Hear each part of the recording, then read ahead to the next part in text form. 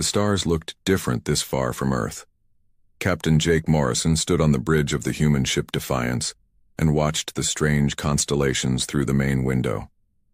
After 6 months of traveling through deep space, he still felt amazed by how vast the universe was. "Captain, we're getting something on the long-range sensors," said Lisa Carter from her science station. She was the ship's chief science officer and had been with Morrison for 3 years. Her voice carried excitement.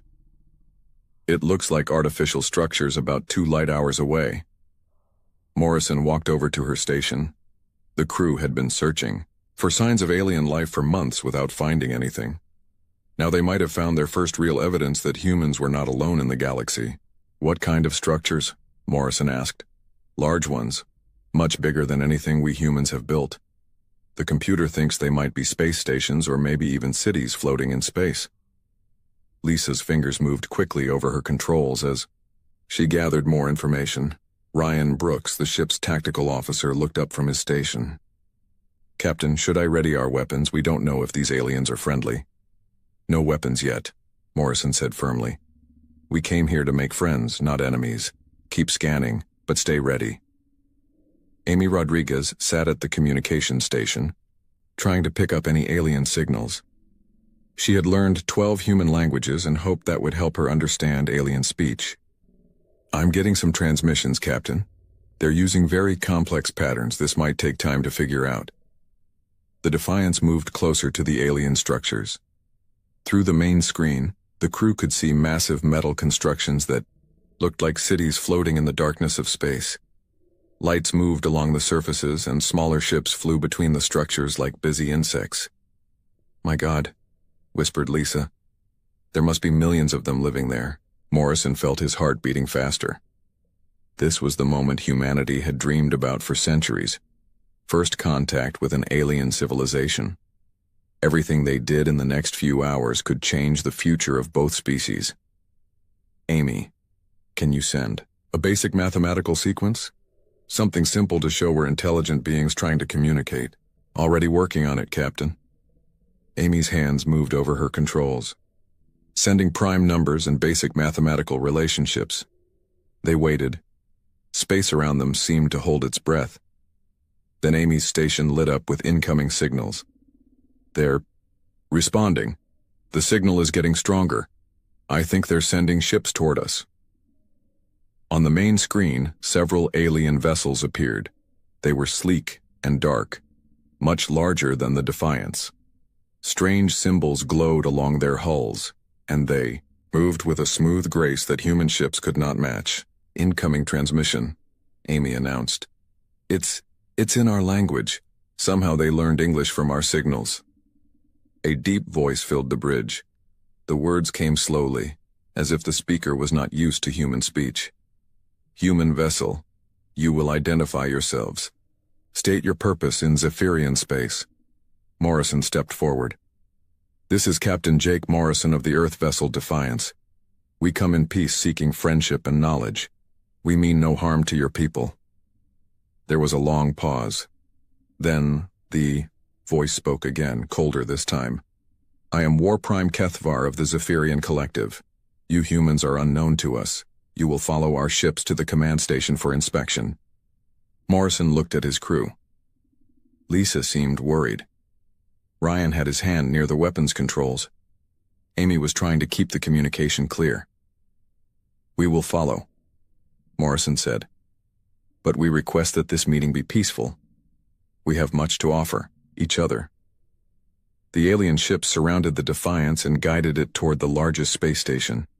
As they got closer, Morrison could see how advanced the Zephyrian technology was. Their ships moved without visible engines. Their stations were built with materials that seemed to bend light around them. "Captain," Lisa whispered, "their technology is centuries ahead of ours. Look at those energy readings." The docking process was smooth. The Zephyrians had designed their station to accommodate different types of ships. Soon Morrison found himself walking through an airlock into the alien station with Lisa and Amy beside him. The Zephyrians were tall, with pale blue skin and 4 arms. They wore dark robes that seemed to flow like liquid. Their faces had sharp features and large eyes that glowed with inner light. War Prime Kethvar was the tallest of them all. Humans, Kethvar said as he looked down at Morrison. You are smaller than we expected. Your technology is primitive. Your ship barely deserves the name. Morrison kept his voice calm and friendly. We may be different, but we hope to learn from each other. Humans have always believed that diversity makes us all stronger. Kethvar's glowing eyes narrowed. The Zephyrian Collective has ruled this part of space for 1,000 years. We have conquered 17 different species. All have submitted to our superior ways. We're not here to submit or conquer, Morrison said. We're explorers and scientists. We want to share knowledge and build friendship.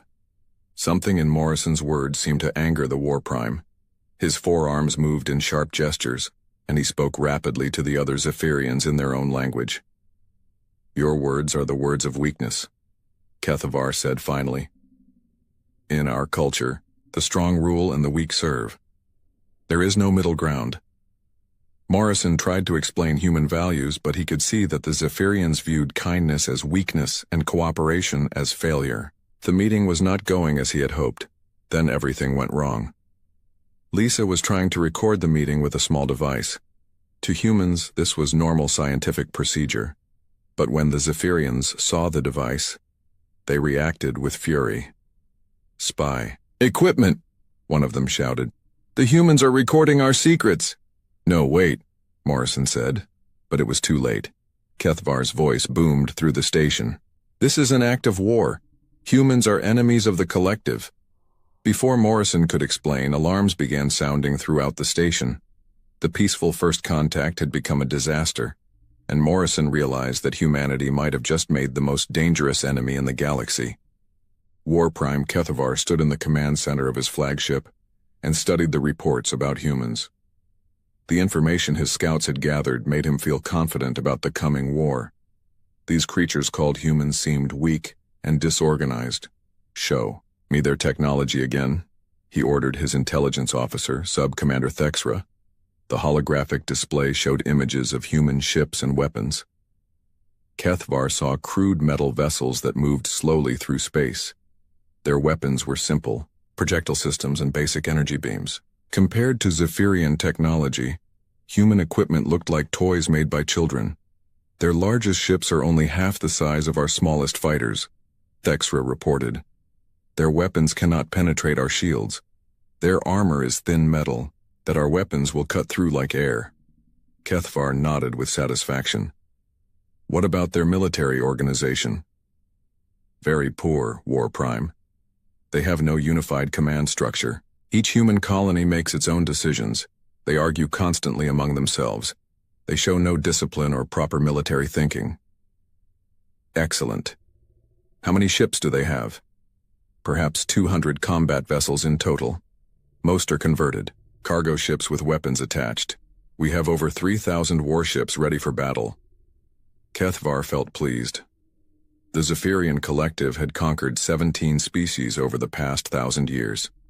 Each conquest had followed the same pattern. First, they would study the enemy and find their weaknesses. Then they would attack with overwhelming force. Finally, the defeated species would surrender and accept Zephyrian rule. Humans would be no different. In fact, they seemed weaker than most species the collective had faced before. Meanwhile, on Earth, Admiral Patricia Hayes sat in the emergency meeting room deep under the planet's surface. Around the table were the most important military and political leaders of humanity. The news from Captain Morrison's mission had reached Earth 3 days ago, and now they had to prepare for war. How much time do we have? Asked President Martinez Colonel. Ben Parker, the military strategist, checked his reports. Our long-range sensors show Zephyrian ships moving toward our outer colonies. They're not moving at full speed, which suggests they don't see us as a serious threat. We estimate 6 weeks before they reach our first settlements. Dr. Helen Cross, head of Advanced Weapons Research, leaned forward. That might be enough time if we act quickly. We have several projects that weren't supposed to be ready for years, but we can rush them into production. What kind of projects? Admiral Hayes asked. Adaptive AI combat systems, improved stealth technology, and weapons designed to exploit weaknesses we've found in alien shield technology. The problem is we've never tested them in real combat. President Martinez looked worried. Are you saying we have to bet humanity's survival on untested weapons? Not just weapons, Colonel Parker said. We have advantages the Zephyrians don't know about. Our intelligence suggests they've studied us, but they've only seen what we wanted them to see. Admiral Hayes stood up and walked to the large display, screen showing the galaxy. Red markers showed Zephyrian territory, which covered a huge area of space. Blue markers showed human colonies, which looked tiny in comparison. Explain what you mean, she said. The Zephyrians think they understand human warfare because they've observed our training exercises and public military displays, but they don't know about our classified programs. They don't understand how humans really fight when our survival is threatened. Dr. Cross nodded in agreement. Every species they've conquered before fought according to traditional military rules. Honor codes, formal battles, predictable tactics, but humans learned warfare in a different school. What school? The president asked. Earth, Colonel Parker replied simply. We spent thousands of years fighting each other. We learned that survival matters more than honor. We learned to adapt, to use every advantage, to think creatively when facing stronger enemies. Back in space, the Zephyrian fleet moved toward human territory with casual confidence. War Prime Kethvar had decided to start with the smallest human colonies. He would destroy them one by one, letting fear spread through human space before moving on to their major worlds. His first target was the mining colony on Kepler 442b. According to his intelligence, it had only 50,000 humans and no military defenses worth mentioning. It would be an easy way to begin the conquest. The Zephyrian attack fleet arrived at Kepler 442b, expecting to find frightened colonists ready to surrender. Instead, they found something that confused them. The human colony was still there, but it had changed. Strange energy signatures came from the surface. New defensive structures had appeared almost overnight. War Prime, reported his tactical officer, the humans have modified their colony. We're detecting weapon systems we don't recognize. Kethvar felt annoyed rather than worried. Impossible. Our intelligence shows they have no advanced weapons. Attack immediately. The Zephyrian ships moved forward, but the battle did not go as expected. Human weapons fired from hidden positions. The colonists had turned mining equipment into weapons. Cargo ships appeared from behind asteroids, moving in patterns that made no sense according to military doctrine. Most surprising of all, the humans fought with a desperation and creativity that shocked the Zephyrians. They used tactics that were considered dishonorable by collective standards. They attacked supply ships. They used the colony's industrial equipment as weapons. They even rammed damaged ships into Zephyrian vessels. After 6 hours of fighting, Kethvar had to retreat. He had lost 12 ships and damaged many others. The human colony was still intact. How is this possible? He demanded of his officers. They are primitives with inferior technology. War Prime? Thexra said carefully. Perhaps our intelligence was incomplete. The humans fight differently than other species we have encountered. Kethvar's anger grew. Different how? They do not follow proper military procedures. They use any method available to them.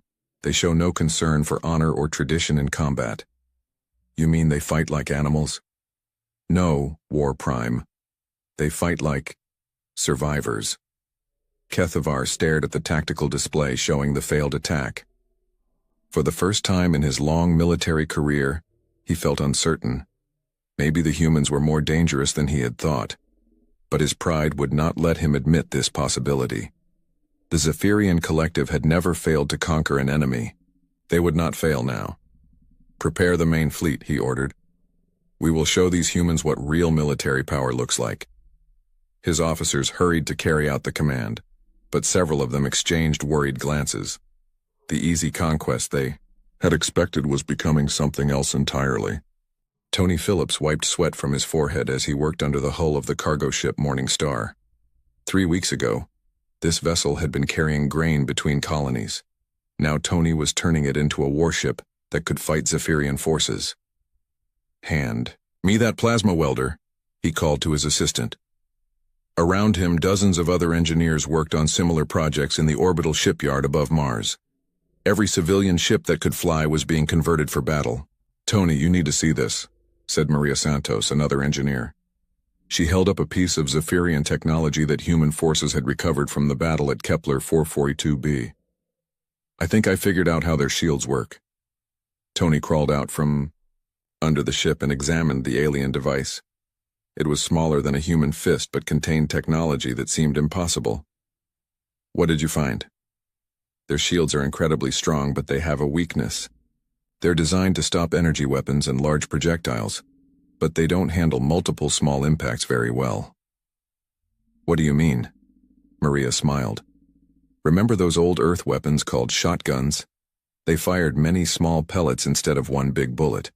I think we can use the same idea." Tony's eyes lit up with understanding. "Scatter shot weapons. Fire hundreds of small projectiles at once." "Exactly. Their shields can stop a missile, but they can't stop 1,000 small pieces of metal flying at high speed." Across the solar system, similar discoveries were happening. Human engineers and scientists were working around the clock to find ways to fight an enemy with superior technology. They couldn't match Zephyrian firepower, but they could find weaknesses to exploit. On the bridge of the converted cargo ship Iron Will, Captain Sarah Kim studied the tactical display. She had been a civilian pilot for 10 years before the war started. Now she commanded a squadron of 12 converted ships, all crewed by volunteers who had never fought in space before. "Captain," called her communications officer, "we're getting reports from Scout Group 7. Zephyrian forces are moving toward the Titan colony." Sarah felt her stomach tighten. Titan had 2 million colonists, including her own sister and her family. The Zephyrians had already destroyed 3 smaller colonies, and each attack had been more brutal than the last. "How long until they arrive?" 18 hours, Captain." Sarah looked at her crew. They were farmers, miners, teachers, and shopkeepers who had volunteered to fight. None of them were trained soldiers, but they all understood what would happen if the Zephyrians weren't stopped. "Set course for Titan," she ordered, "and send a message to all ships in the squadron. Tell them it's time to see if our new tactics work." Admiral Jake Morrison stood in the command center of the human fleet. After the disaster of First Contact, he had been promoted and given command of humanity's defense forces. The weight of responsibility felt enormous. "Status report," he requested. Colonel Parker approached with a datapad. "We have 67 converted ships ready for combat. Another 100 are still being modified.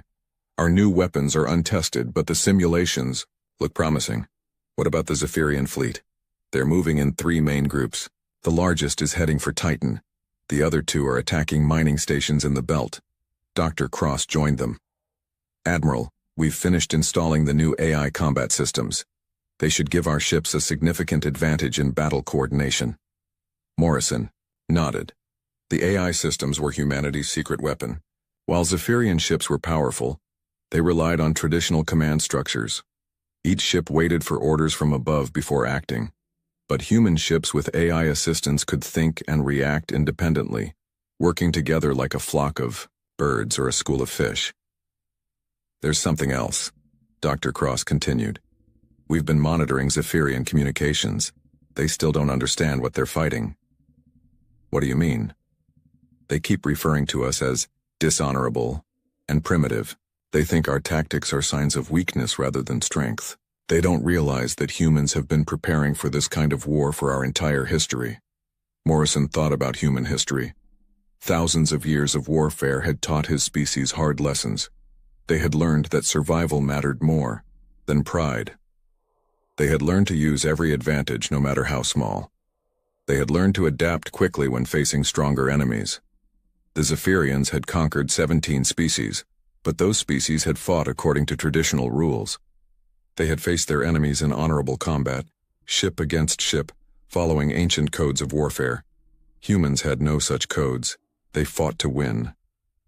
The battle for Titan began at 800 hours. Zephyrian forces arrived expecting another easy victory. They found Captain Kim's squadron waiting for them. The human ships moved in ways that confused the Zephyrians.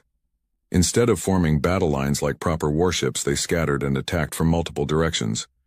They used the asteroid field around Titan as cover, appearing and disappearing like ghosts. "Fire scatter shot weapons," Sarah ordered. The Morningstar and its sister ships unleashed clouds of small projectiles. Zephyrian shields designed to stop missiles and energy beams couldn't handle the storm of tiny metal fragments. Several alien ships took damage as the projectiles punched through their defenses. "Impossible!" War Prime Kethvar shouted from his flagship. "How are primitive weapons penetrating our shields?" His tactical officer looked confused. "The humans are using multiple small projectiles instead of single large ones.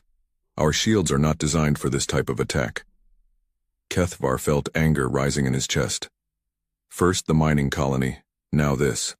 The humans were not fighting like a proper military force. They used tricks and deception instead of honest combat. "All ships concentrate fire on the largest human vessel," he ordered. But the human ships didn't stay still long enough to be targeted effectively. They moved constantly, using hit-and-run tactics that frustrated the Zephyrian gunners. When the aliens tried to pursue one ship, others would attack from behind. The battle lasted 4 hours. When it ended, the Zephyrians had lost 8 ships and damaged many others.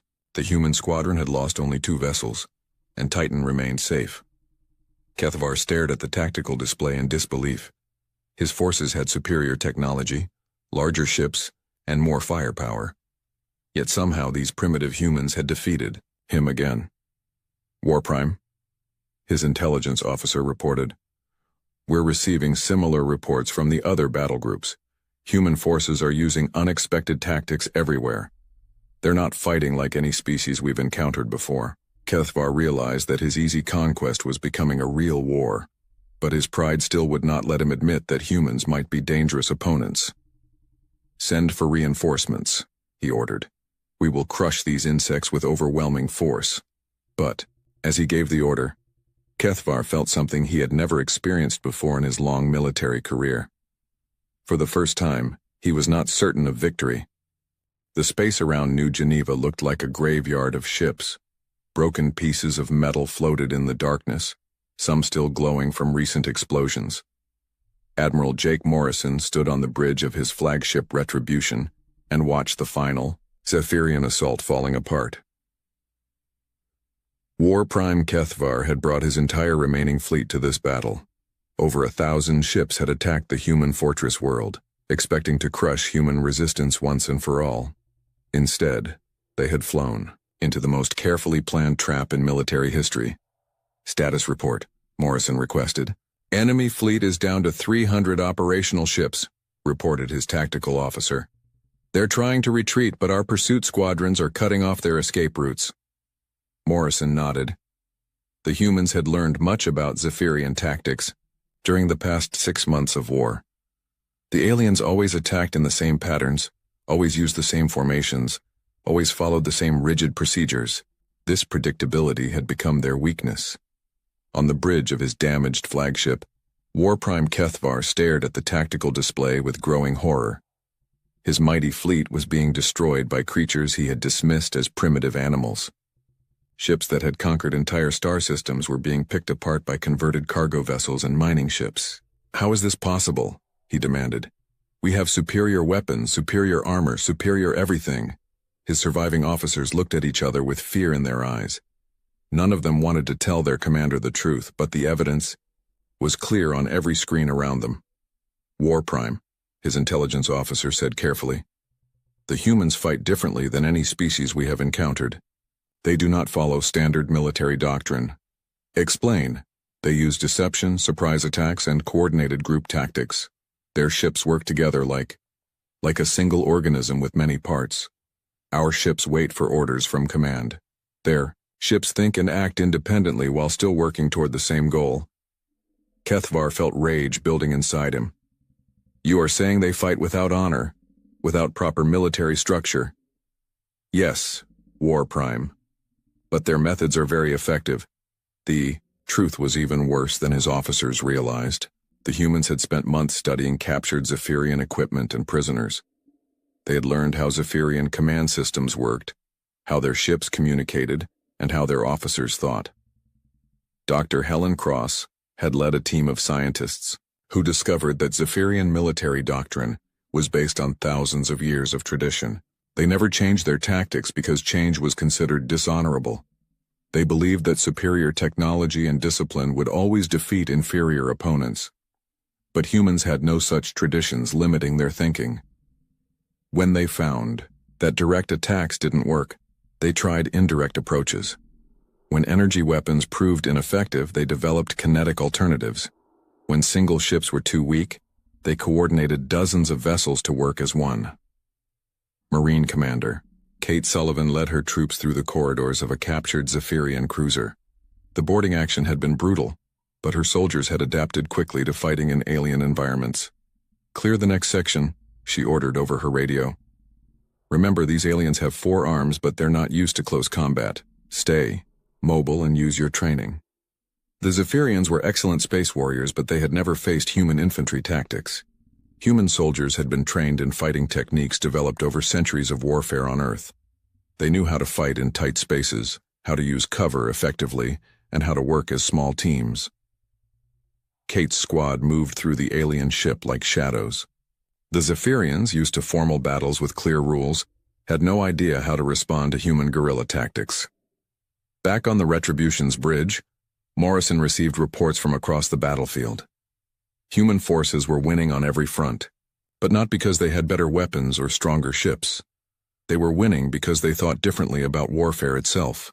"Admiral," his communications officer announced, "we're receiving a transmission from the Zephyrian flagship. War Prime Kethvar wants to speak with you." Morrison straightened his uniform. This was the moment he had been preparing for since the war began. "Put him on screen." The image of War Prime Kethvar appeared on the main display. The alien leader looked beaten and confused. His proud bearing was gone, replaced by something Morrison had never expected to see in a Zephyrian commander: uncertainty. "Human Admiral," Kethvar said, his voice tight with barely controlled emotion, "I demand to know how you have achieved this victory. Your species is primitive. Your technology is inferior. Your ships are converted civilian vessels. How have you defeated the mighty Zephyrian collective?" Morrison looked at the alien commander for a long moment before responding. He thought about all the human colonies that had been destroyed, all the innocent people who had died because the Zephyrians believed might made right. "You want to know how we won?" Morrison said, his voice growing stronger with each word.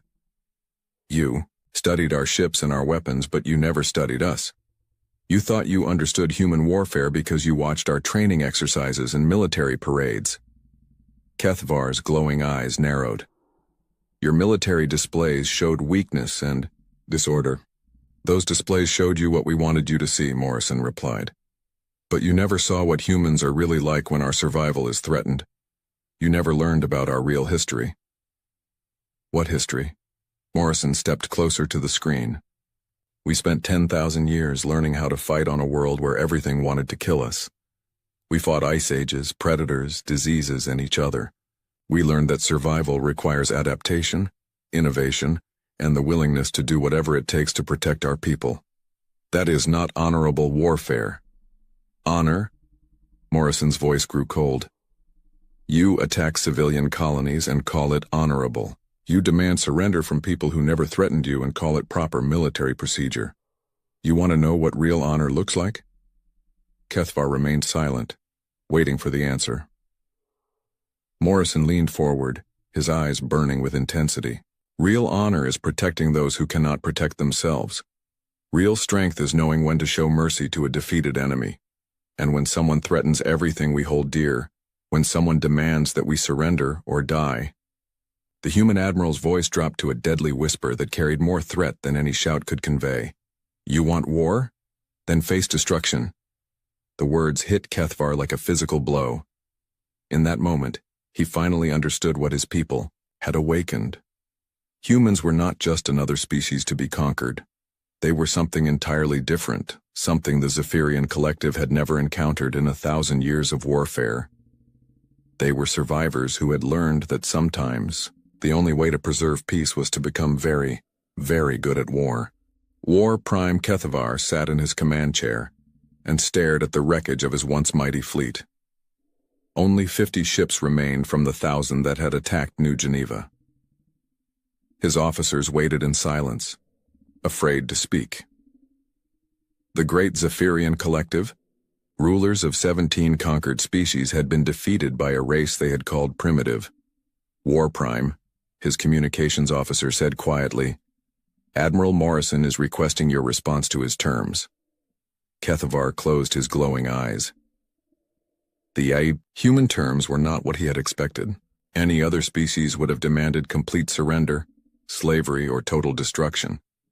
But Morrison had offered something different, something that confused the Zephyrian commander more than defeat itself. The humans wanted peace, not submission, not conquest. Just an end to the fighting and a promise that the Zephyrians would respect human territory. In return, they offered medical aid for wounded Zephyrian soldiers and safe passage home for the surviving ships. "They could destroy us completely," Kethavar said to his remaining officers. "Why do they offer mercy?" His intelligence officer, Sub-Commander Thexera, looked at her reports. "War Prime, I have been studying human culture during the battle. I believe I understand their thinking." "Explain." "Humans do not fight for conquest or glory. They fight only for survival and protection. When the threat is removed, they prefer to build rather than destroy." Kethavar found this concept difficult to understand. In Zephyrian culture, victory meant domination. The strong ruled the weak. It had always been this way. "Are you saying they fight so well because they do not enjoy fighting?" "Yes, War Prime. They are very good at war because they understand its true cost. They know that even victory brings suffering." On the bridge of the Retribution, Admiral Morrison waited for the Zephyrian response. His officers stood ready for any possibility. The aliens might choose to fight to the death rather than accept defeat, or they might try one final desperate attack. "Admiral," Dr. Cross said, "I'm monitoring Zephyrian communications. They're debating among themselves. Some want to continue fighting, but most seem to realize it's hopeless." Morrison nodded. He understood the alien commander's position. Kethavar had spent his entire life believing in Zephyrian superiority. Accepting defeat from humans must feel impossible. "Sir," his communications officer announced, "incoming transmission from the Zephyrian flagship." "Put it through." Kethavar's image appeared on the screen. The alien leader looked older somehow, as if the battle had aged him years in a single day. "Admiral Morrison," Kethavar said slowly, "I accept your terms. The Zephyrian fleet will withdraw from human space and will not return."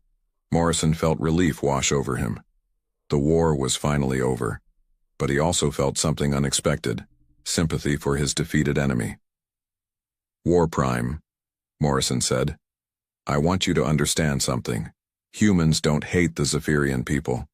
We fought because you gave us no choice, but we take no pleasure in your defeat." Kethavar's forearms moved in a gesture Morrison had learned meant confusion. "I do not understand. We are your enemies.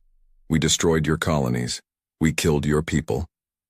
"Yes, you did, and we will not forget that. But revenge and justice are different things. We have defended ourselves and stopped your attacks. That is enough. Other species we have conquered begged for mercy when defeat came. You offer mercy when victory is yours. Why?" Morrison thought carefully before answering. "Because strength without wisdom is just destruction. Because today's enemy might become tomorrow's friend. And because—" He paused. "Because that's what it means to be human." The next few hours passed quietly as the Zephyrian ships prepared to leave. Human medical teams helped treat wounded aliens. Human engineers assisted with repairs to damaged Zephyrian vessels. The same humans who had fought desperately to survive now worked to help their former enemies return home safely. Captain Sarah Kim supervised the aid operations from her converted cargo ship. She watched human and Zephyrian crews working together, and felt amazed by how quickly attitudes could change. "Captain," her communications officer called, "we're getting a message from the Zephyrian cruiser Starforge. They want to thank our medical team personally." Sarah smiled. Perhaps this was how peace really began. not with treaties or ceremonies, but with small acts of kindness between former enemies. 3 months later, Admiral Morrison sat in his office on Mars and read reports from across human space. The war was over, but its effects continued to spread through the galaxy. Other alien species had watched the conflict with great interest. They had seen the mighty Zephyrian collective defeated by a previously unknown race. Now they wanted to meet these humans for themselves. Unlike the Zephyrians, these new species approached with respect rather than arrogance. They had learned an important lesson. Humans might look small and peaceful, but they were not to be underestimated. The Andromedan Trade Federation had sent diplomatic missions to several human colonies. The crystalline consciousness had offered to share scientific knowledge. Even the mysterious Void Walkers had made contact, something they rarely did with any species. Dr. Cross entered Morrison's office carrying a datapad. "Admiral, you need to see this. We're receiving applications from over 30 different species wanting to establish diplomatic relations." Morrison looked at the list with amazement. 6 months ago, humans had been alone in the galaxy. Now they were becoming the center of a new kind of interstellar community. "There's something else," Dr. Cross continued. "The Zephyrian Collective has sent an official ambassador. They want to establish trade agreements and cultural exchange programs." Kethvar? No, someone new. A younger Zephyrian named Veltar who believes his people can learn from humans. Apparently, there's been a lot of debate in the collective about their old ways of thinking. Morrison smiled. Change was never easy, especially for a proud species, like the Zephyrians. But perhaps defeat had taught them something valuable about the difference between strength and wisdom. Later that day, Morrison stood on the observation deck of the space station and looked out at the stars. Human ships moved among vessels from a dozen different species. Alien diplomats walked through corridors alongside human scientists and engineers. Captain Jake Morrison, the explorer who had dreamed of peaceful first contact, had become Admiral. Morrison, the warrior who had saved his species from extinction. But now he was becoming something new again. A builder of the peace that would follow the war. The galaxy was a big place, full of wonders and dangers that humans had barely begun to discover. But they would face the future together with new friends, and old enemies who had learned to respect them. Because that was what humans did. They survived, they adapted, and they never stopped hoping that tomorrow could be better than today. Captain Jake Morrison stood on the bridge of the New Horizon and watched the alien world grow larger on the main screen. After 6 months of space travel, they had finally reached their destination. The planet below them was covered in blue oceans, with floating crystal cities that sparkled like diamonds in the sunlight. "Sir, we're getting signals from the surface," said Amy Parker from her communications station. Her fingers moved quickly over the controls as strange sounds filled the bridge. The sounds were like music mixed with whale songs, beautiful and haunting at the same time. Dr. Lisa Barnes looked up from her science station with excitement in her eyes. "Captain, these readings are incredible. The cities down there are actually floating on the water, and the energy signatures suggest they're powered by some kind of biological system." Commander Ryan Hayes, the ship's tactical officer, checked his weapons displays one more time. Everything was powered down as ordered. This was a peaceful mission, humanity's first real attempt to make friends with an alien species. No weapons, no threats, just open hands and hopeful hearts. "Take us into orbit, Ben," Jake told his engineer, Lieutenant Ben Clark. The ship moved smoothly through space, its engines humming quietly. 3 days later, Jake found himself in a small shuttle heading down to the planet's surface. The alien beings had agreed to meet them at one of their floating cities. As the shuttle broke through the clouds, Jake saw something that took his breath away. The city was like nothing humans had ever built. Crystal towers rose from the water, connected by bridges that seemed to be made of solid light. Gardens floated in the air around the buildings, filled with plants that glowed softly in colors Jake had never seen before. And everywhere, there, was music. The entire city was singing. The shuttle landed on a platform made of what looked like living coral. As Jake and his team stepped out, they were greeted by beings that were unlike anything in human imagination. They were tall and graceful, with smooth skin that changed colors like a rainbow. Their faces were kind and intelligent, with large eyes that seemed to hold the wisdom of ages. One of the beings stepped forward. When it spoke, its voice was like a gentle melody. Amy's translation device picked up the meaning. "Welcome, travelers, from the distant stars. I am called Harmony of Depths. We have been waiting for you." Jake removed his helmet and breathed the alien air for the first time. It was clean and sweet, filled with the scent of ocean and flowers. "I am Jake Morrison, captain of the human ship New Horizon. We come in peace, hoping to learn about your people and share knowledge of our own." Harmony of Depths smiled, and when she did, her skin glowed brighter. "Peace is the only song we know, Jake Morrison. Come, let us show you our world." The next few hours passed like a dream. The aliens, who called themselves the Vashti, took the humans through their incredible city. Everything was alive and growing. The buildings were not built but grown from living crystal that responded to the Vashti's songs. The gardens floated because the plants themselves could control gravity through their roots. Dr. Barnes was fascinated by everything she saw. "How do you make the crystals grow?" she asked a Vashti scientist named Current of Joy. "We sing to them," Current of Joy replied, her skin shifting to warm yellow colors that Amy's translator said meant happiness. "Every living thing has its own song. We learned long ago to hear these songs and sing along. When we sing together with the crystals, they grow in harmony with our needs." Ben Clark was amazed by their technology. The Vashti showed him power, systems that used the planet's own magnetic field combined with the bioelectricity of sea creatures.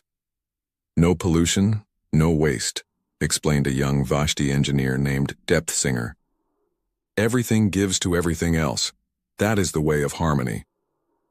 Ryan Hayes found himself talking with Vashti who were interested in human history. They were shocked to learn about wars and conflicts, but not in a judgmental way. Instead, they wanted to understand how humans had learned to overcome these problems and reach for the stars. "Your species has known great pain," Harmony of Depths told Jake as they walked through a garden where the flowers sang in response to their footsteps. "Yet you did not let that pain destroy you. Instead, you used it to grow stronger and reach out to others. This is wisdom we can learn from." As the days passed, real friendships began to form.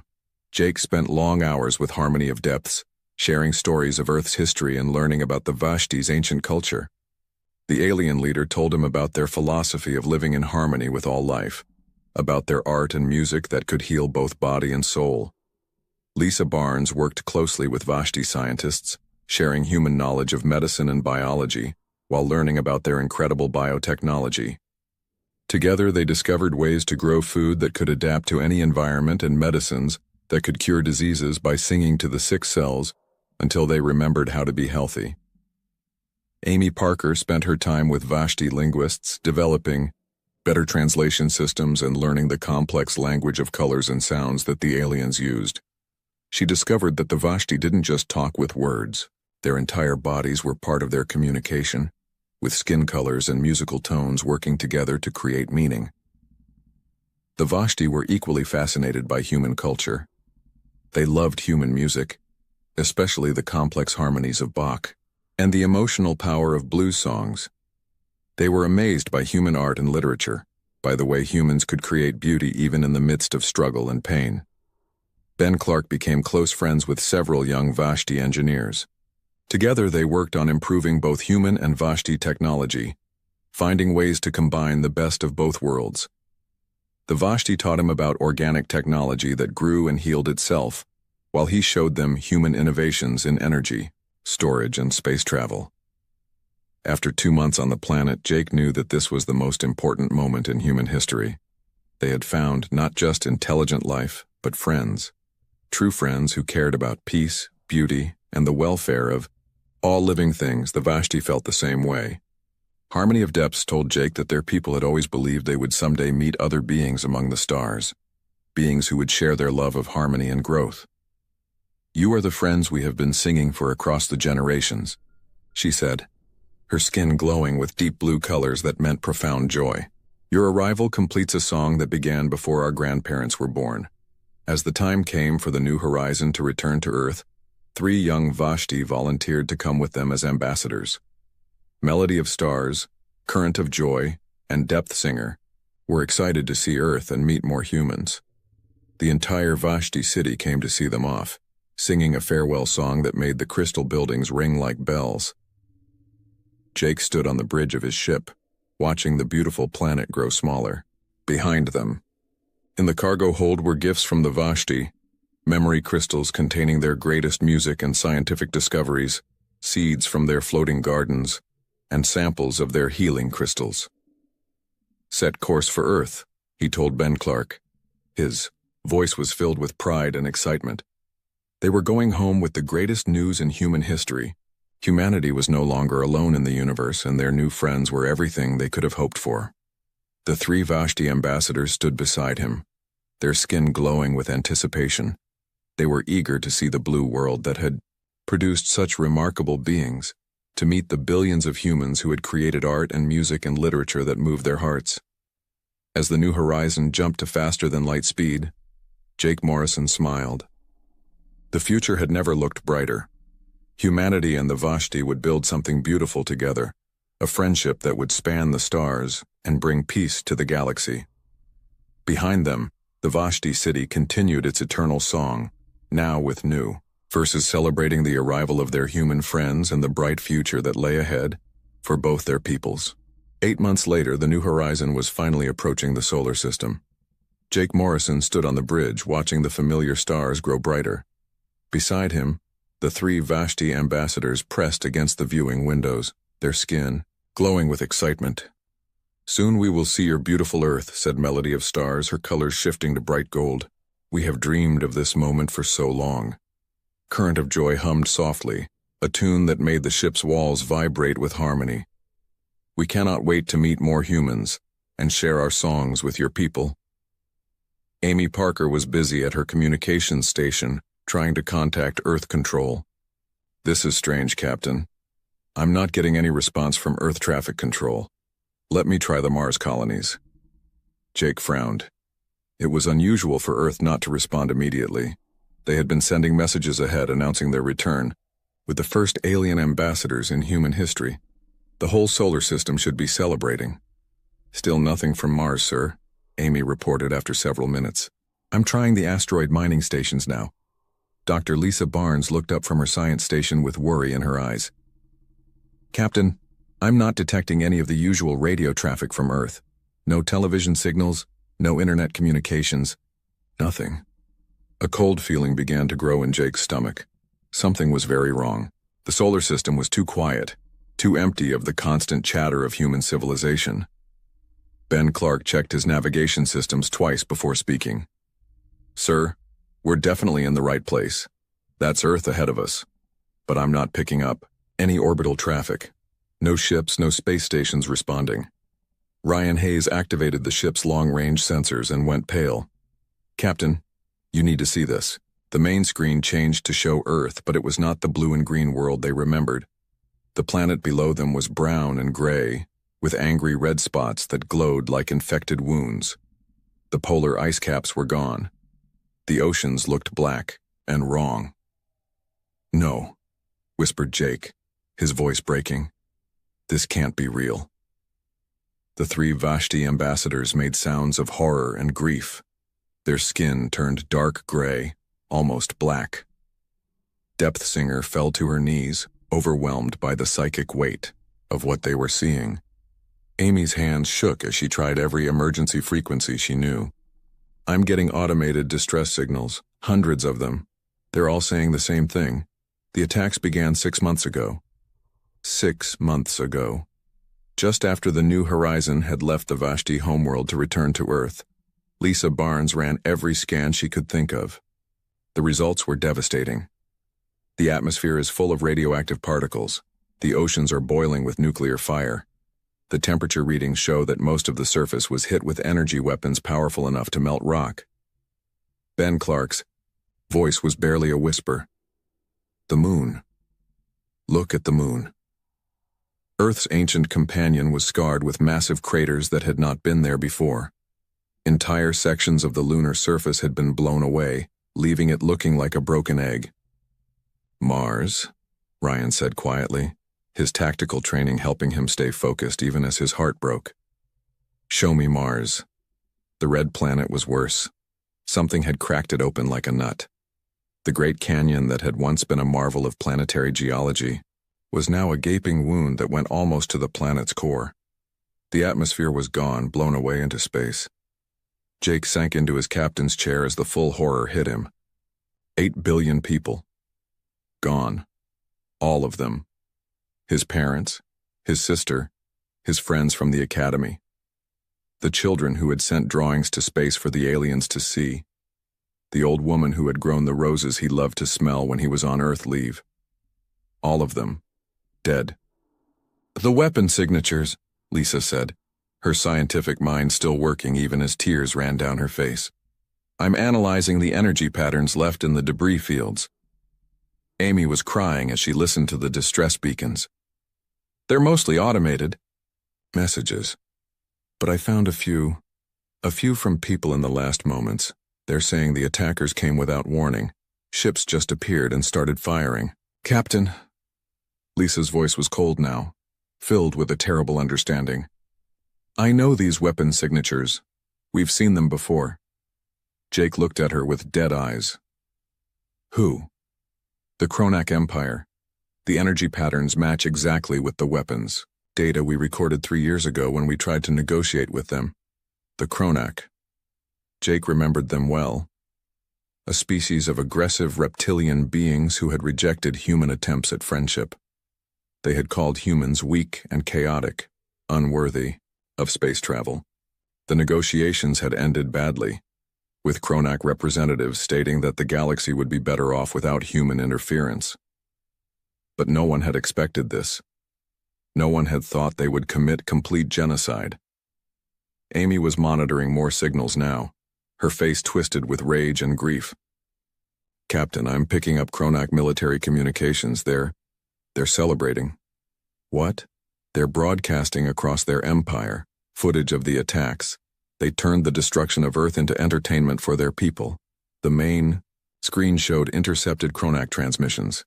Jake watched in horror as alien beings toasted with their strange drinks while images of burning cities played behind them. He saw Kronak commanders laughing as they showed trophies taken from human ships.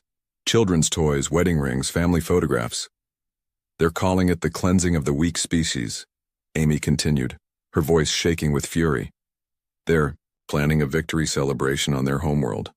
A festival to celebrate wiping out humanity. Current of Joy made a sound that was like a scream and a song of mourning combined.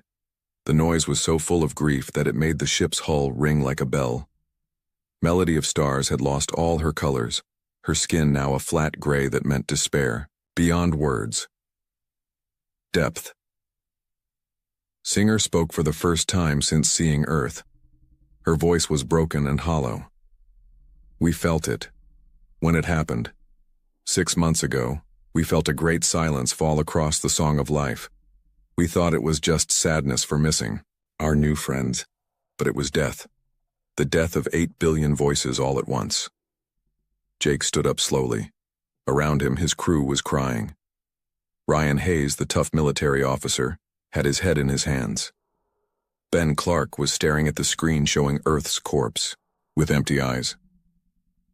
Lisa Barnes was running calculations with mechanical precision, as if staying busy could keep the grief away. Amy Parker looked up from her station with red eyes. Captain, I'm detecting a few human ships in deep space. Exploration vessels like us that haven't returned home yet. But not many. Maybe a dozen ships total. A few hundred people out of 8 billion. The last humans in the universe. Jake felt the weight of that knowledge settle on his shoulders like a mountain. They were all that was left of their species. All that remained of Earth's children. The Kronak made one mistake, Jake said quietly, his voice colder than space itself. What's that, sir? Ryan asked. They left some of us alive. The 3 Vashti. Ambassadors looked at him with their large, wise eyes. In those eyes, Jake saw something he had never expected to see from the peaceful aliens. Anger. deep, burning anger mixed with grief for their murdered friends. What do we do now, Jake Morrison? Harmony of Depths had taught Melody of Stars to ask when facing difficult decisions. Jake looked out at the dead world that had been his home, at the moon where his grandmother had worked before she died, at the space where Mars had once dreamed of human colonies full of children and laughter. Now, he said in a voice like winter, we make sure the Kronak learn what happens when you kill humanity's friends. The New Horizon turned away from Earth's grave and set course for dark space. Behind them, the solar system mourned in silence. Ahead of them lay a galaxy that had no idea what humanity was capable of when everything they loved was taken away. In the ship's corridors, 5 humans and 3 aliens began to plan something that would make the stars themselves tremble. Yo, Kronak wanted to celebrate their victory? Earth's last children would make sure that celebration became a funeral instead. The age of human diplomacy was over. The age of human vengeance had begun. The New Horizon drifted through empty space, far from any star or planet. Inside the ship, 6 beings sat around a table in what had once been the diplomatic meeting room. Now it felt more like a war council. Jake Morrison looked at each face, around the table. His crew had changed in the 3 weeks since they found Earth's grave. Ryan Hayes had dark circles under his eyes and spoke only when necessary. Ben Clark worked on the ship's systems with mechanical precision, never smiling anymore. Amy Parker spent her time listening to Kronak communications, her face twisted with hatred every time she heard them laugh about humanity's death.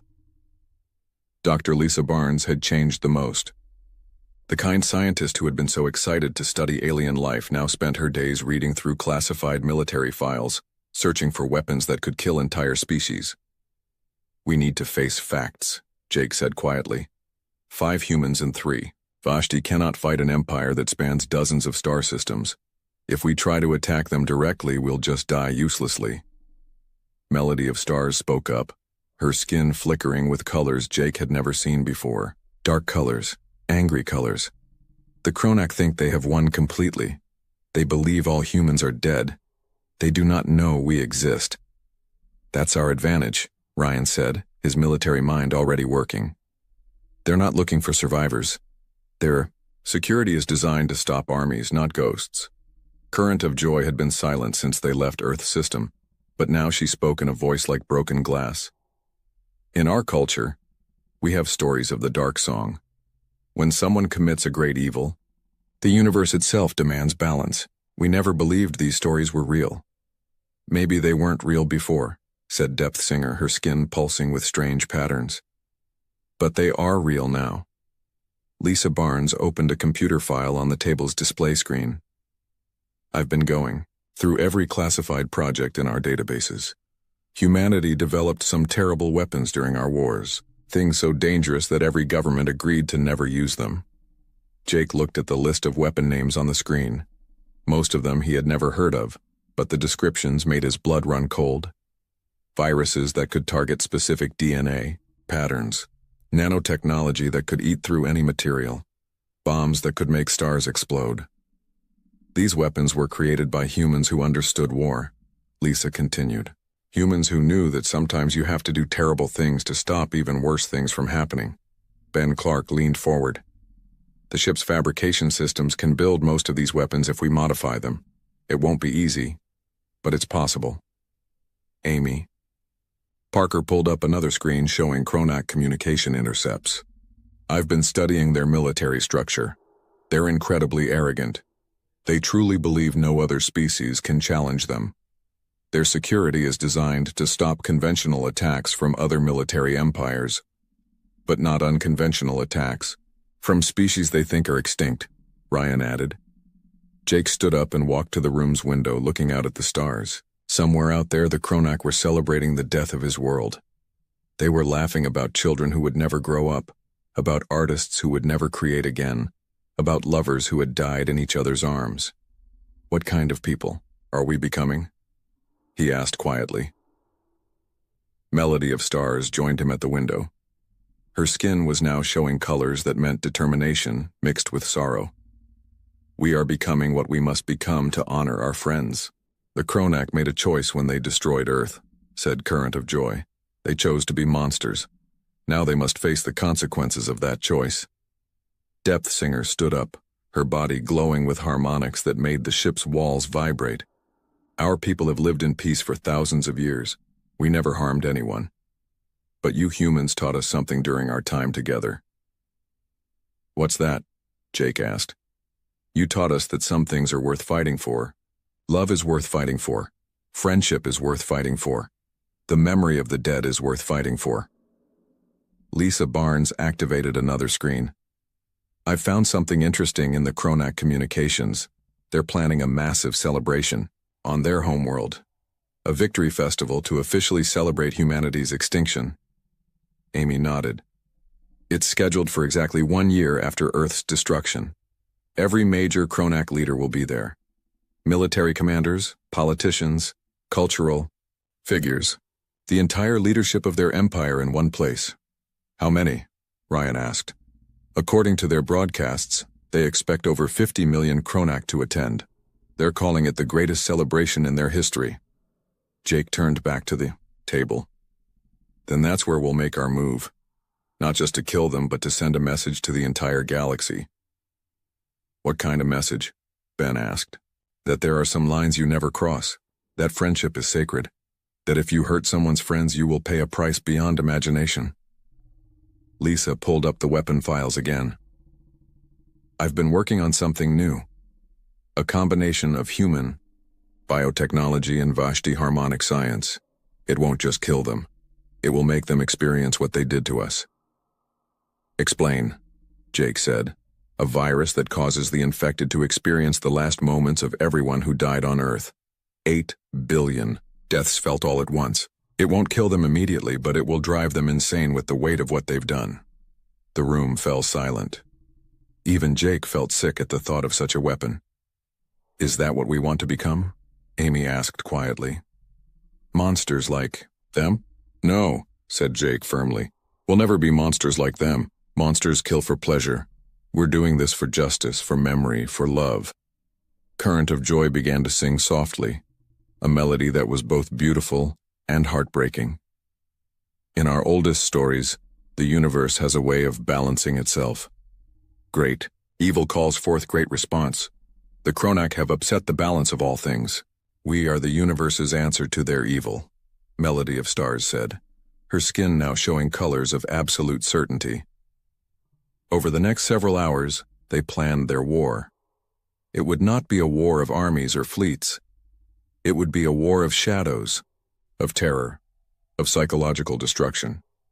They would turn the Kronak Empire's own arrogance against them. Ben Clark would modify the ship's systems, turning the New Horizon from an exploration vessel into something that could slip past any defense. Lisa Barnes would create weapons that would make the Kronak wish they had never heard of humanity. Amy Parker would wage information warfare, spreading fear and paranoia through Kronak communications.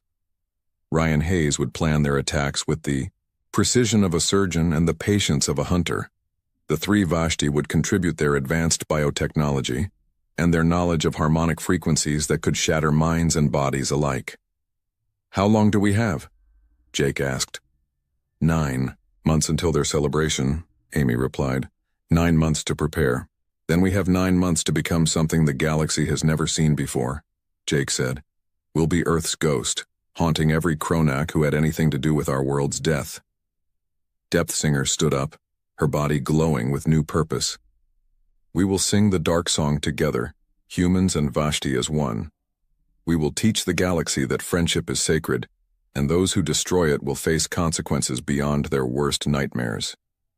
Jake looked around the table one more time. These people, human and alien alike, were all that remained of the greatest friendship in galactic history. The Kronak had tried to end that friendship with violence. They had made a terrible mistake. The Kronak wanted to celebrate the death of humanity, Jake said, his voice as cold as the space between stars. We're going to make sure their celebration becomes their funeral. The New Horizon changed course, heading toward Kronak space. Behind them, Earth's grave grew smaller and smaller. Ahead of them lay 9 months of preparation for a vengeance that would echo through the galaxy for generations. The Kronak Empire had no idea that their victims' best friends were coming for them. They had no idea that love could be more dangerous than any weapon ever built. They were about to learn. 2 years had passed since Earth died. The New Horizon was no longer the same ship that had carried diplomats and scientists to make friends among the stars.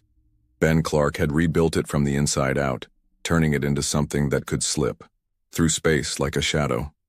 The crew had changed even more than their ship. Jake Morrison moved through the corridors like a predator, his eyes cold and calculating. His hair had gone gray at the temples, and he rarely smiled. When he spoke, his voice carried the weight of 8 billion graves. Ryan Hayes had become something between a soldier and a ghost. He could move through enemy installations without making a sound, leaving death in his wake. His military training had evolved into something darker and more precise. Dr. Lisa Barnes no longer looked like a scientist. Her hands were stained with chemicals that could kill entire planets, and her eyes held knowledge that would have horrified her younger self. She had become Earth's angel of death, creating weapons that would make the Kronak wish they had never been born. Amy Parker spent her days deep in Kronak computer networks, spreading lies and fear with surgical precision. She could make Kronak commanders suspect their own shadows, turning their paranoid military culture against itself. The three Vashti had undergone the most dramatic change. Melody of Stars, Current of Joy, and Depth Singer no longer showed the bright, peaceful colors of their youth. Their skin had darkened to deep blues and purples, colors that meant they had embraced the dark song their ancestors had only whispered about in stories. Their first target had been a Kronak research station in the outer rim of their empire. The station was where human prisoners had been tortured for information before Earth's final destruction. Jake had insisted on leading the assault personally. The Kronak guards never saw him coming. Jake moved through the station's corridors like death itself, using weapons that made no sound and left no trace. When the station's security forces arrived to investigate the silence, they found empty rooms and a message written in human blood on the commander's office wall. Earth remembers. The message spread through Kronak military channels like wildfire. Who could have written it? All humans were dead. But there was the evidence, written in human genetic material that their scientists confirmed was real. Dr. Barnes had struck next, targeting a Kronak military academy, where young officers learned to wage war against inferior species. Her bioweapon was a masterpiece of controlled cruelty. The virus she released caused excruciating pain in every nerve but never killed its victims. For 3 weeks, an entire graduating class of Kronak warriors writhed in agony, screaming for death that would not come. When the pain finally ended, they were left alive but forever changed, their minds broken by the memory of suffering beyond imagination. The Academy's medical staff found another message, this one carved into the Academy's main computer. This is what Earth's children felt when you murdered them. Ben Clark's sabotage was more subtle but equally devastating. He infiltrated Kronak shipyards and planted devices that would cause their newest warships to suffer cascading system failures during their maiden voyages. Entire fleets found themselves stranded in deep space when their engines shut down. Their life support systems failed and their communications went silent. When rescue ships finally reached them weeks later, they found crews driven mad by isolation and fear, babbling about voices in the walls that whispered Earth's name. The Vashti proved terrifyingly effective at psychological warfare. Current of Joy used her people's harmonic abilities to broadcast sounds that drove Kronak soldiers insane. The frequencies were perfectly tuned to disrupt Kronak brain patterns, causing nightmares, hallucinations, and complete mental breakdowns. Depth Singer discovered that certain sound patterns could actually shatter Kronak exoskeletons from the inside out. Kronak military units would be found dead in perfect formation, their bodies broken by frequencies that turned their own bones against them. Melody of Stars specialized in a different kind of horror. She could create harmonics that made Kronak hear the voices of the dead. Kronak officers would suddenly hear human children crying for their mothers, human lovers calling out final words of devotion, human artists singing songs that would never be completed. Amy Parker's information warfare was perhaps the most effective of all. She planted evidence in Kronak military databases suggesting that various commanders were plotting against each other. In a culture built on suspicion and paranoia, these false clues spread like poison. Kronak generals began arresting their own officers on charges of treason. Military units turned on each other, convinced that their comrades were traitors. The Empire's own security apparatus began to consume itself from within. Each strike was surgical, precise, and completely untraceable. The attacks came from nowhere and vanished like smoke.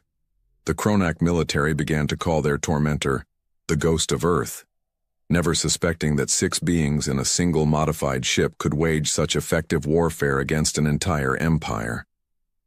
Kronak. Soldiers started refusing assignments to remote outposts. Officers requested transfers away from any facility that had been attacked.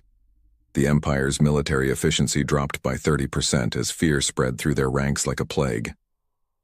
"Something is hunting us," one Kronak general reported to his superiors.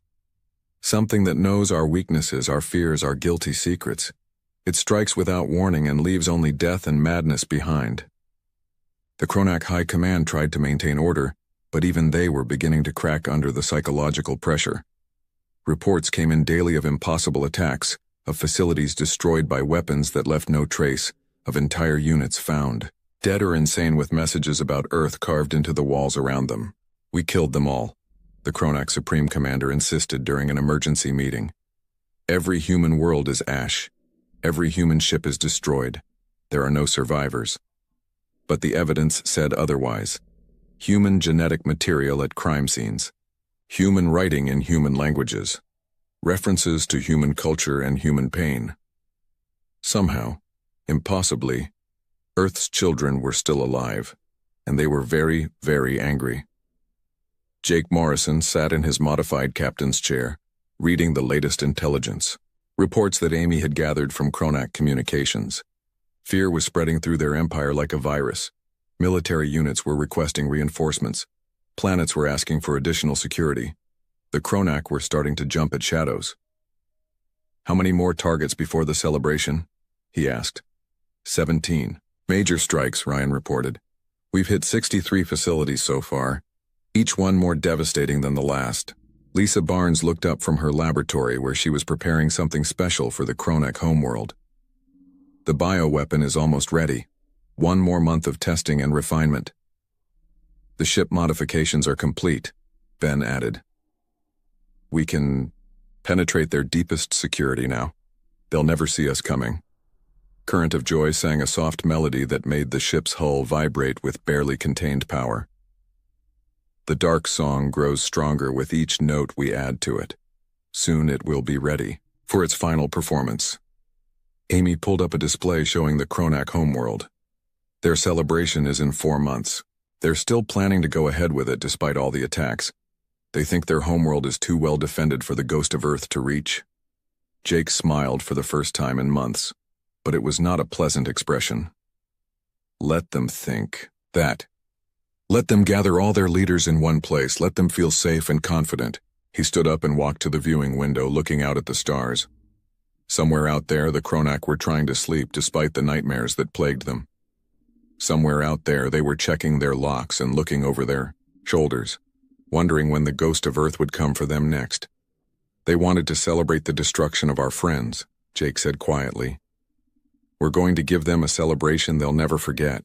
The New Horizon continued its silent journey through space, carrying 6 beings who had become something the galaxy had never seen before. They were no longer human and Vashti. They were something new, something born from love, and forged in the fire of absolute loss. They were Earth's vengeance, and they were almost ready to complete their terrible song. The Kronak homeworld of Koraketh hung in space like a massive fortress. Orbital defense platforms surrounded the planet like deadly jewels, their weapons capable of destroying entire fleets. Patrol ships moved in perfect formations, scanning space for any sign of the Ghost of Earth that had terrorized their empire for 2 years. But the New Horizon passed through their defenses like smoke through a screen. Ben Clark's modifications had made the ship invisible to their sensors, while stolen Kronak identification codes convinced their computers that it was just another celebration transport bringing guests to the Victory Festival. Jake Morrison stood on the bridge watching the planet grow larger on the screen. The surface was covered with massive cities built from black stone and metal. In the largest city, Carn Mor, 50 million Kronak had gathered to celebrate the greatest victory in their history, the complete destruction of humanity. "Are we ready?" Jake asked his crew. Dr. Lisa Barnes nodded from her science station. "The bioweapon is loaded into the atmospheric processors. Once released, it will spread across the entire planet within 6 hours." Amy Parker checked her communication systems one last time. "I have control of every satellite and transmission array in the system. When you give the word, I can broadcast to the entire galaxy." Ryan Hayes confirmed the placement of the quantum charges. "The devices are ready. They won't destroy the planet, but they'll transform it into something the galaxy will never forget."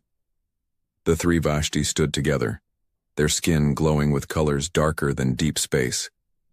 They had spent weeks preparing for this moment, combining their voices into something that would carry their message across the stars. "The dark song is ready," Melody of Stars said, her voice carrying harmonics that made the ship's walls vibrate. "Every species in the galaxy will hear what we sing today." On the planet below, the celebration was reaching its peak. Giant screens throughout Carn Mor showed footage of Earth's destruction, playing the final moments of human civilization over and over again for the entertainment of the crowds. Kronak leaders gave speeches about the glory of wiping out the weak human species. In the center of the city, a massive monument had been built from the melted remains of human ships. Kronak children played games where they pretended to kill humans. Vendors sold souvenirs made from human artifacts stolen from Earth before its destruction. Jake watched it all through the ship's sensors, his face carved from stone. Around him, his crew prepared for the moment they had worked toward for 2 long years. "It's time," Jake said quietly. Amy Parker activated every communication system on the planet. Suddenly every screen in Carn Mor went black. Every radio fell silent. Then slowly, an image appeared on every display in the city, on every communication device in the Kronak Empire, on every information network in the galaxy. It was the face of Captain Jake Morrison, broadcasting from the bridge of the New Horizon. Behind him stood his crew, human and Vashti together, their eyes filled with the cold fire of absolute justice. When Jake spoke, his voice was heard by every intelligent species in the galaxy. His words were translated into 1,000 languages by systems Amy had prepared months in advance. "People of the galaxy," Jake began, his voice calm and terrible. "My name is Jake Morrison. I am one of the last humans alive. 2 years ago, the Kronak Empire murdered my entire species. 8 billion men, women, and children burned to death for the crime of existing. On the planet below, 50 million Kronak stared at their screens in shock. The ghost of Earth had a face now, and it was speaking to them directly from somewhere above their heads. The Kronak destroyed our friends," Jake continued. "They turned genocide into entertainment. They celebrated the death of children. They made trophies from the ashes of our world." The camera pulled back to show the 3 Vashti standing beside the human crew. "These are our friends. The Vashti came to Earth in peace, seeking to build bridges between our species. Instead, they found only graves. But friendship does not die with death. Love does not end with murder." Jake's voice grew colder, harder. "You made the mistake of leaving some of us alive to remember. This is Earth's answer to your celebration." Dr. Barnes activated her weapon. High above Koraketh, invisible containers opened and released their contents into the planet's atmosphere. The bioweapon spread like morning mist, touching every Kronak, on the surface within minutes. At first, nothing seemed to happen. Then, one by one, the Kronak in the celebration began to scream. The weapon Lisa had created was not designed to kill quickly. Instead, it made every infected Kronak experience the last moments of every human who had died during Earth's destruction. 50 million Kronak suddenly felt the terror of 8 billion humans facing death. They experienced the fear of children calling for parents who could not save them. They felt the agony of lovers dying in each other's arms. They lived through the despair of artists watching their life's work burn. They endured the rage of soldiers who fought hopeless battles against impossible odds. All of it at once. All of it forever burned into their minds. The Kronak commanders who had ordered the attacks felt it worst of all. They experienced every death they had caused, every life they had ended, every dream they had destroyed. Their minds shattered under the weight of 8 billion final moments. As the Kronak writhed in agony, Ryan Hayes activated the quantum charges hidden throughout the planet's crust. The devices triggered a reaction that transformed Koraketh's surface into living crystal, preserving the Kronak in their moment of realization for all eternity. The planet became a monument of crystallized suffering, where the Kronak would remain, forever conscious, forever experiencing the pain they had caused, unable to die but forced to remember what they had done. But the Vashti had prepared something even more powerful than weapons or monuments. The three aliens joined their voices in a song that broadcast across subspace to every corner of the galaxy. It was a song of mourning for humanity, of love for friendship, and of warning to any species that might consider following the Kronak's path. The song carried the harmonics to shatter any Kronak ships trying to escape the system, but more importantly, it carried a message that would echo through the galaxy for generations. The song told the story of Earth's friendship with the Vashti, of the beautiful culture that had been destroyed, of the dreams that had been burned away. It spoke of love that transcended species, of bonds that death could not break, of justice that would always find a way. As the crystal planet Koraketh took its final form, Jake broadcast one last message to the galaxy. Earth had friends, he said, his voice carrying across space to every inhabited world. Earth taught love. Earth showed the universe that different species could live in harmony. The Kronak destroyed that gift. Remember Koraketh, and remember the price of making humanity's friends weep. The New Horizon turned away from the crystal tomb that had once been the Kronak homeworld. Behind them, the planet hung in space like a frozen scream, a permanent reminder of what happened when friendship was betrayed. The ship set course for the edge of the galaxy, carrying the last humans and their alien friends toward unexplored space. They had genetic samples and cultural records needed to eventually restore both their species, but they also carried something more valuable. They carried the knowledge that friendship was sacred, that love could transcend any barrier, and that some bonds were worth any price to defend. Years later, when new species achieved space travel and made their first contact with other civilizations, they would approach with reverence and caution. They had all heard the Song of Koraketh, all seen the crystal planet that stood as an eternal warning. The galaxy had learned its lesson. Friendship was not weakness. Love was not foolishness. And those who destroyed either would face consequences beyond imagination. Earth's children were gone, but Earth's justice was forever. And in the deep spaces between the stars, the song of the Vashti still echoed its message to any who would listen. Some bonds transcend species. Some loves transcend death. Some vengeance transcends time. The last humans and their friends disappeared into the unknown, carrying with them the seeds of new worlds and the memory of old ones. Behind them, they left a galaxy that would never again mistake kindness for weakness or friendship for something that could be safely destroyed. The celebration was over. The lesson had begun.